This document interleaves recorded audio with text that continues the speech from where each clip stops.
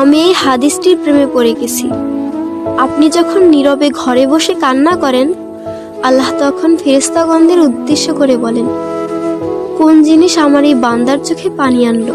ফেরেশতাগণ বলেন, আপনার বান্দা সুখে নেই, আপনার বান্দা অনেকদিন হাসেনি।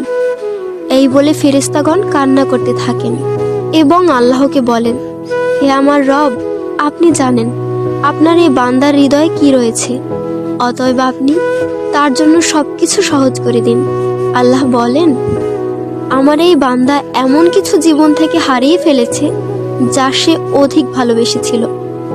অতএব আল্লাহ বলেন, আমি শপথ করছি, আমার বান্দা তার জীবন থেকে যা হারিয়েছে এর চেয়ে উত্তম জিনিস তাকে এনে দেব, যা দেখে দুনিয়া ও আখিরাতের সবাই বিস্মিত হবে।